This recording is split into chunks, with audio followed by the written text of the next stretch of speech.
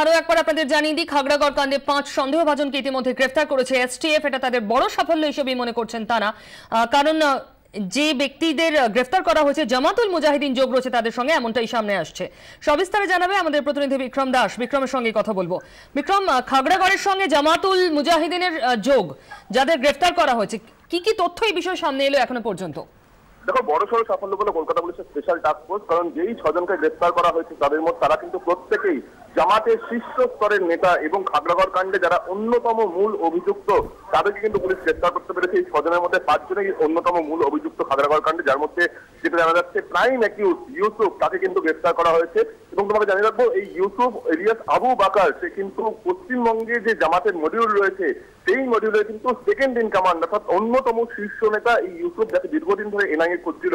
Police তারা জানাচ্ছে যে যারা প্রথম হদিশ পায় যে নর্থ ইস্টে এবং সাউথ ইন্ডিয়াতে এই জামাতের যারা জঙ্গি তারা কলকাতা থেকে পালিয়ে সেখানে গিয়ে আশ্রয় নিয়েছে, এই পর থেকে কিন্তু তাদের কমিউনিকেশন ট্র্যাপ করতে শুরু করে পুলিশ। এবং তাদেরকে কমিউনিকেশনকে ট্যাপ করেই কিন্তু হদিশ মেলে জামিরুল ইসলামের, যেটা জানা যায় যে আসামের শিলচরে জামিরুল ইসলাম সে লুকিয়ে রয়েছে এবং সেখান থেকে তাকে পুলিশ গ্রেফতার করে এবং তাকে জিজ্ঞাসাবাদ করে কিন্তু অন্যান্যদের হদিশ পায় কলকাতা পুলিশের স্পেশাল টাস্ক ফোর্স। যেটা জানাচ্ছে যে আসাম থেকে বেঙ্গলে অর্থাৎ পশ্চিমবঙ্গে ফিরছিল ইউসুফ, সেই সময় নিউ কোচবিহারের কাছ থেকে তাকে গ্রেফতার করা হয়। এরপরই কিন্তু তাকে জিজ্ঞাসাবাদ করে আরো 2 জনকে বসিরহাট এবং আরো 2 জনকে বনগাঁও থেকে গ্রেফতার করা, যারা কিন্তু সেখানে আশ্রয় নিয়েছিল। এবং তারা যেটা জানাচ্ছে এরা কিন্তু প্রত্যেকেই আসামে অথবা দক্ষিণ ভারতে কিন্তু লুকিয়েছিল এবং এদের একটা বড়সড় নাশকতার প্ল্যান ছিল মূলত নর্থ ইস্টের কোন স্টেটে তারা। তাহলে কি দেশ জুড়ে এদের কোনো নেটওয়ার্ক আছে যেটার হদিশ পেলেন গোয়েন্দারা?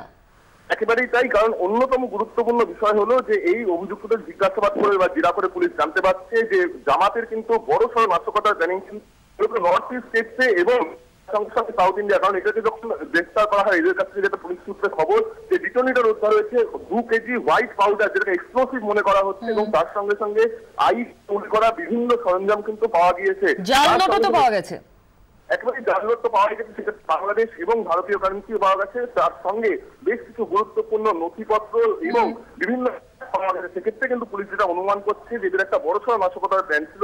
এই অভিযুক্তদের গ্রেফতার করার পরে এদের জাল কোথায় কোথায় বিছিয়ে রয়েছে সেই বিষয়ে কিন্তু পুলিশ খোঁজখবর রাখবে। প্রাথমিকভাবে পুলিশ যেটা জানাচ্ছে যে কলকাতায় কোনো নাশকতার শখ না থাকলেও কলকাতাকে ট্রানজিট রুট হিসেবে ব্যবহার করে এদের শখ ছিল যে নর্থ ইস্ট এবং সাউথ ইন্ডিয়ায় বড়সড় নাশকতা করবে, এবং সেই কারণে কিন্তু এটা অ্যাসেম্বল হয়েছিল। এবং বাংলাদেশ থেকে বেশ কয়েকজন এই দেশে ঢুকেছে, সবে মাত্র তারা সাম্প্রতিক অতীতে তারা ঢুকেছে এবং তারা কিন্তু এটা বড়সড় নাশকতার প্ল্যান করছে, এমনটা এসটিএফ সূত্রে খবর। বিক্রম, ধন্যবাদ। সেই 5 জনের ছবি আপনারা দেখতে পাচ্ছেন, 5 সন্দেহভাজনকে যাদের শিলচর থেকে গ্রেফতার করা হয়েছে। বনগাঁ বসিরহাটেও এদের ঘাঁটি পাতা ছিল, এমনটাই জানতে পেরেছেন গোয়েন্দারা। ধৃতদের মধ্যে 5 জনকেই খুঁজছিলেন। এই 5 জনই অন্যতম অভিযুক্ত খাগড়াগড় কাণ্ডে, এবং এরা জামাতুল মুজাহিদিনের সঙ্গে যুক্ত রয়েছেন, সরাসরি যোগ রয়েছে, এমনকি জামাতুল মডিউলকেও এরা নিয়ন্ত্রণ করেন। आ रहे हैं उसी पर अपना टीम को हमने लगाते हुए इस ग्रुप के 6 लोगों को गिरफ्तार किया है। इसमें से 3 लोग बांग्लादेशी हैं और 3 लोग बांग्लादेशी ओरिजिन के हैं और 3 लोग इसमें भारतीय ओरिजिन के हैं। इन लोगों के पास से हमको काफ़ी कुछ सामान मिला है, जैसे laptop, mobile phone, SD card, कुछ डेटोनेटर, कुछ पाउडर, कुछ फेक डॉक्यूमेंट्स वगैरह मिला है। और इनमें से प्राय सभी लोग NIA की जो खागड़ागढ़ कांड की जो चार्जशीट है उसमें भी वांटेड है। लगभग सभी लोगों के ऊपर NIA का मनी रिवार्ड भी है। IAS से कोई लिंक अभी तक मिल रहा है इनका? अखुन अवधि हमरा पाइनी, we are searching for that, not so far. नहीं, और ये भारत में कहाँ ये आतंकी हमले की आशंका थी या प्लानिंग थी, इसके बारे में ये तो हम बोल चुके हैं पहले भी, पूछताछ अभी जारी रहेगी। ये लोग कोर्ट में हमने प्रेयर किया है पुलिस रिमांड देने के लिए, तो अवश्य ही ऑनरेबल कोर्ट पुलिस रिमांड देगी, उसके बाद हम इनकी पूछताछ जारी रखेंगे। ढाका हमले के साथ कोई लिंक हो किसी का? अभी पूछताछ अभी जारी है, अभी तक नहीं पूछताछ हो पाई है, पूछताछ अभी जारी है। ये व्हाइट पाउडर कुछ पता चल पाया क्या है?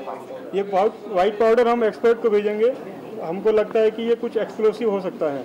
किस तरह का कुछ ऐसे आपके जो एक्सपर्ट हैं वो तो देखे ही होंगे। अभी एक्सपर्ट उसको नहीं देख पाए हैं, अभी कुछ 2-3 घंटा पहले ही अभी सीजर हुआ है। ये कोई आर्म्स वगैरह कुछ और मिला है? आर्म्स इनके पास से कुछ नहीं मिला।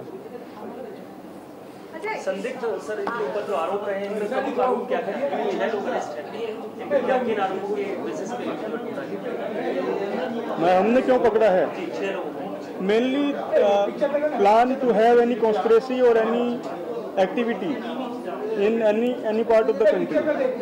ऐसा तो आप नेट से ले लीजिए ना उससे।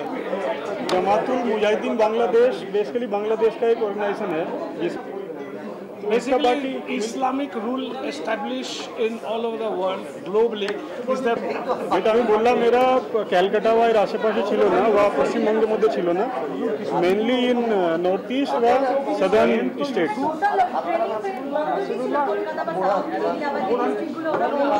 যেটা আমাদের কাছে খবর এরা নর্থ ইস্টে কোনো একটা নতুন কিছু একটা বেস করার চেষ্টা করছিল।